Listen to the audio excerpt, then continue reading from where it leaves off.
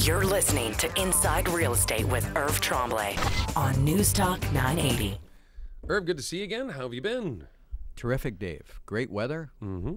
Market's good. Springtime, summertime, people going, okay, now's the time. Lots of listings on the market. A lot of people, we've talked about this before. There's kind of that little rush that you get this time of the year. But when you have your home listed, what actually should happen with your agent when that listing is underway? You know, you talk about getting your house prepared. People always think there's a certain time and it's the best time when the flowers are out and the trees are blooming, and they really key on that. And it is important. What is very important is being on the market when you have the least amount of competition. I want to give you a great example. This couple called me and they phoned me and they wanted to interview me, and they were interviewing agents, and all they talked about is their lovely backyard and their pool, and they didn't want to put their house on the market till the pool's open. You ought to see this pool. And it was nice.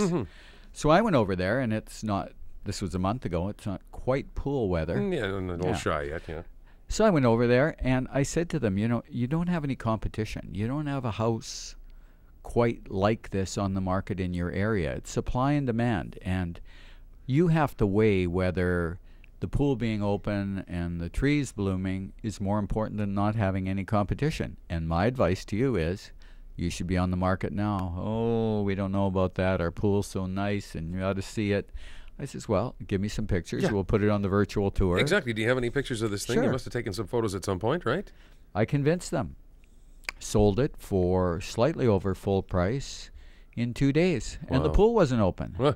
Imagine that. But that's, and again, there is that misconception, I think, but the reality is people still try to think there is this typical cycle. And I would suggest there may be a cycle in terms of possession times with kids going in and out of school. That's a functional reality. Sure. But in terms of actual sale times and the best time to put it on the market, it's when you have the least competition. Least competition. So now I've got you off track. You probably can't remember what we're supposed to be talking about, but you figure it out. I'm bringing us I don't back. have it written down. When you have your home listed, what actually should happen with your agent when that listing is underway? And what kind of listing? What kind of listing? What kind of listing are we talking about? Well, you list your home. It's Well, there, is right? it an MLS listing? Is it an exclusive listing? Is it an open listing? Well, what kind of listing? MLS, right? Oh, well, 'Cause, I mean, not we've- necessarily. Oh, okay. There's an open listing, there's an MLS listing, and there's an exclusive listing. So hopefully we're talking about the multiple listing service where your home is exposed to all of the agents in the city. So what's an open listing?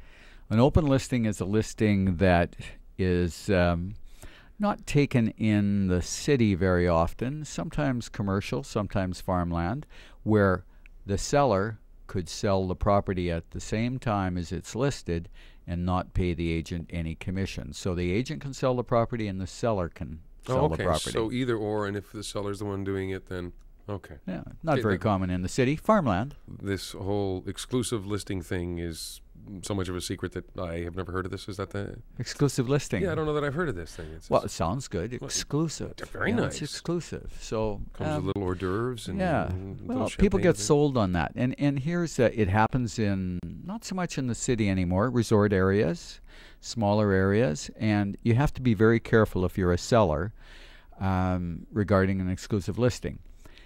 An agent might say to you, you know, I'll put your home on exclusive listing instead of, let's use an example, 6% commission at 4%.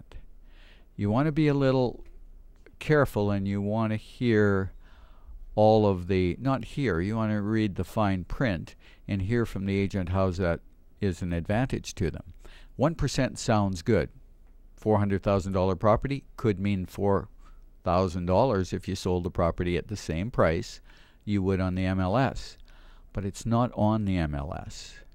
And so it is only advertised usually within that company or advertising that the seller could do, but it isn't in the MLS system.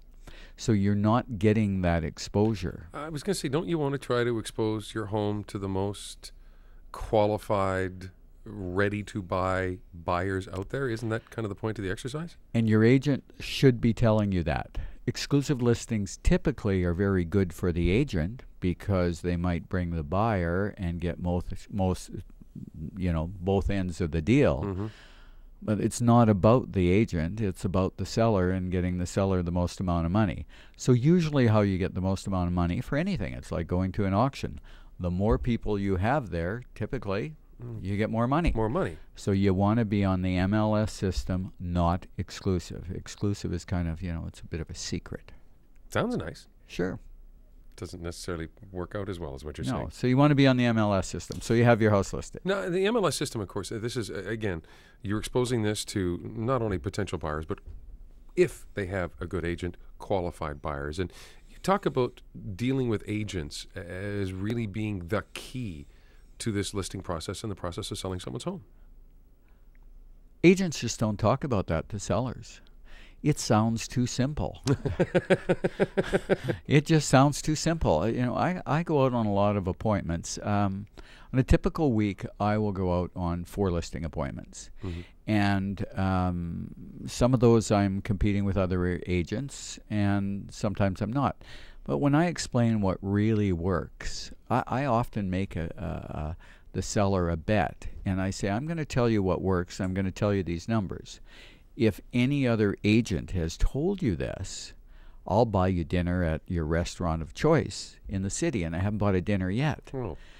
Because they don't tell them that.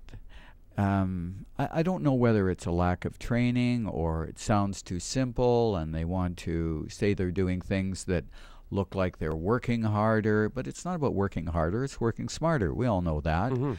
So it's what's going to work. That's what you do.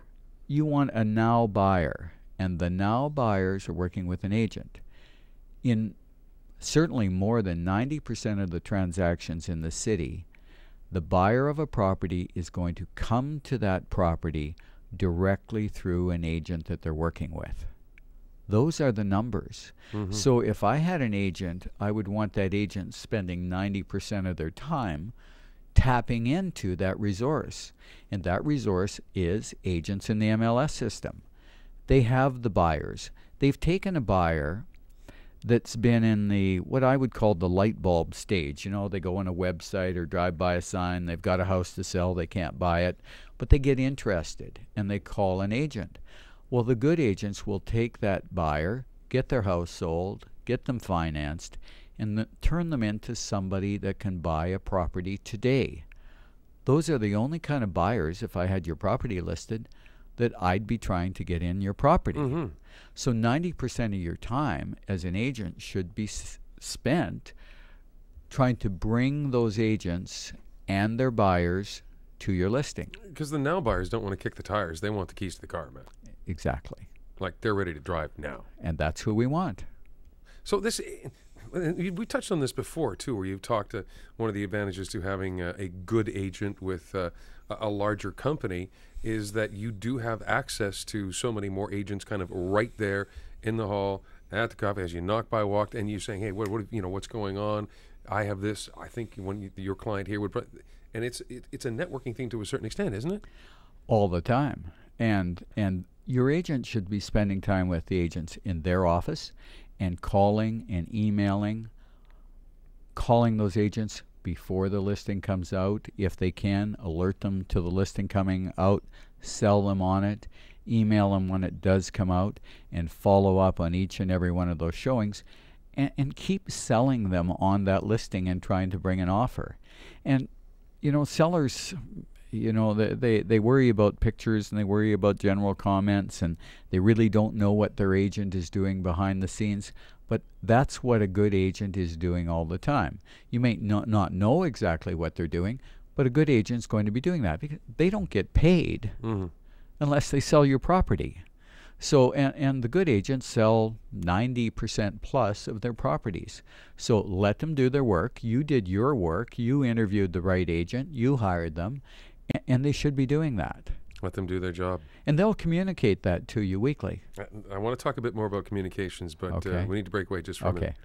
Okay. Irv Tremblay with me. You're listening to Inside Real Estate with Irv Tremblay from Century 21. Irv's website, by the way, great resource for you, www.irvsells.ca. That's irvsells.ca. Or you can call them 790-3753, 790-3753. You've been listening to Inside Real Estate with Irv Tremblay from Century 21.